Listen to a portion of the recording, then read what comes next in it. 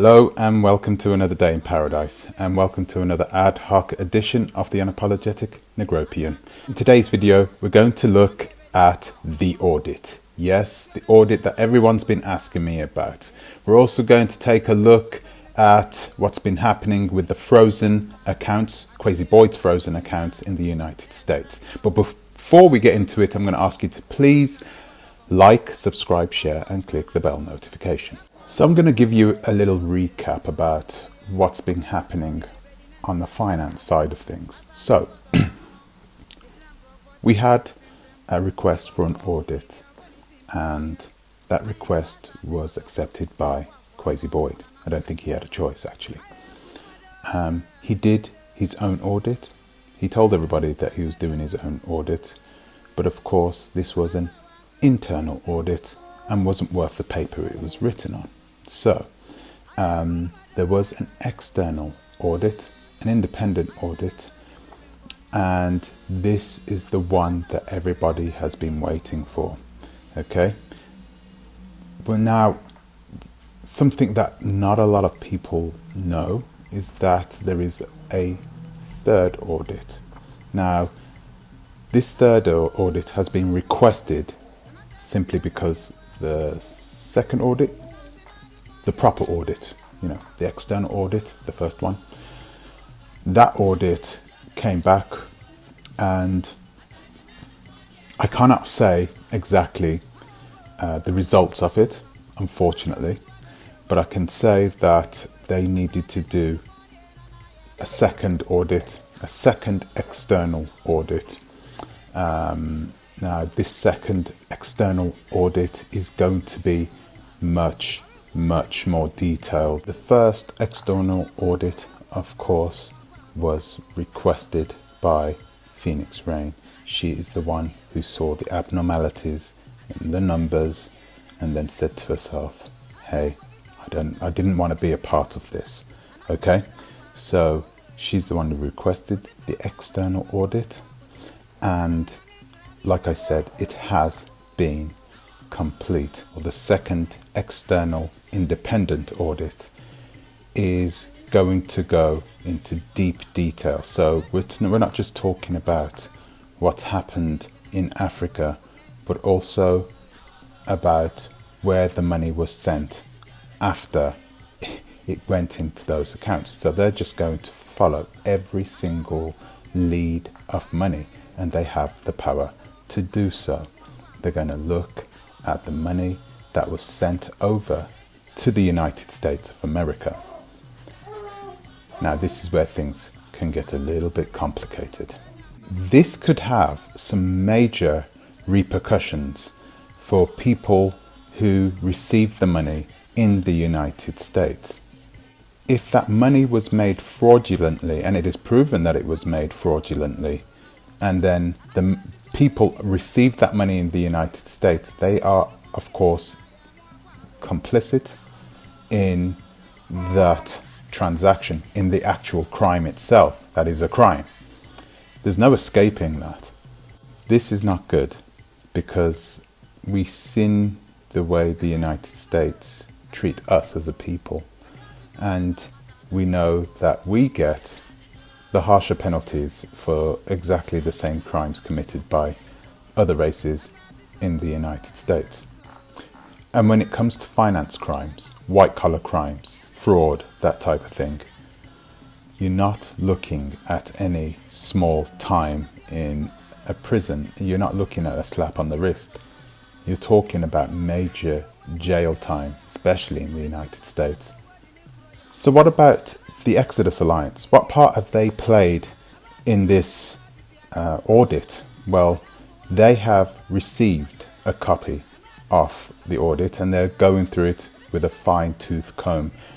I think they're going through it in Dakar in Senegal, as that's where they are based, which is not too far away, which is good, from the Gambia. And I believe that they have 2 attorneys who are also going through those exact same paperwork as the auditors have. So if there is dirt, they will find it. This third audit is a fiscal audit, and it's one that's been requested by the government itself. So they are going to find out everything. So will this second audit, the first independent audit, will it be available to us? The answer is yes, it should be. Right, from the research that I've done. So I went online to the Gambian Audit Commission, and I found out that they use the same financial legal framework as they use back in the United Kingdom, because it's a former British colony. So they still use that same framework. And in the United Kingdom, they will release public the external audit to the public 30 days after the audit has been completed. Okay, so you're looking at a month after this completion. So you're looking at around another 3.5 weeks. So if you were expecting it before that, I'm sorry, I'm afraid you're going to have to be a little more patient. Okay, so that's the audit. You have to wait for that. Let's talk about these accounts, these frozen accounts over in the United States. Had a company in the United States. He had, the name of that company was US Tax Associates LLC. Now that business was dissolved, okay? It was administratively dissolved by the state. So if he was sending money into the account for that company whilst that company didn't exist, that's another law that was broken. And so this makes Quasi's position even more precarious. So things are surely but slowly drawing to a conclusion. We're going to soon have some finite answers.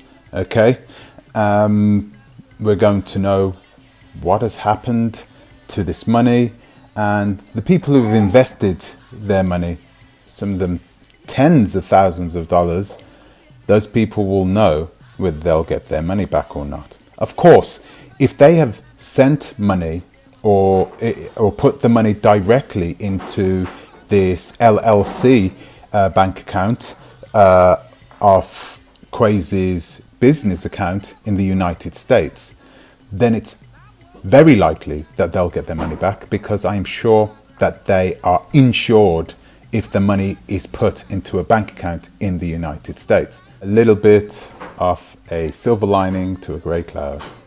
So there we have it. We are not finished yet, of course. We are going to dig a little deeper into who has been receiving this money in the United States and whether they've been receiving it fraudulently. This is the most important part, because maybe they didn't know. Maybe they didn't know that the money was being stolen. All they saw was the cash coming in, and that was that. Okay? Hopefully they'll be able to prove themselves over there in the United States, and they won't have any problems. We don't want our people to go to this court in the United States, because you know that the court system in the United States is a laughing stock of the world. It's a joke. So I'm going to leave it there, guys. Listen, there is going to be another Art Cafe video tomorrow. And it's so sad to say this, but people are still not listening. So I've got another story that, oh my God, I'm not even sure whether you guys are going to want to hear it. But I'm going to give it to you anyway, so there. Guys, don't send any money abroad if you are going to invest. Please try to not send any money at all. But if you're going to send money, realize that if you're sending it as maybe as a gift to somebody, you know, trying to sponsor somebody, then it's okay. If you're not expecting anything back from it.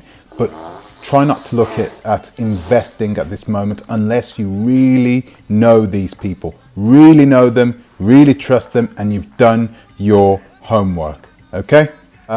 And thanks for... Okay, guys, so thanks for listening, and I will see you in the next one. Please think twice and ta-ra a bit.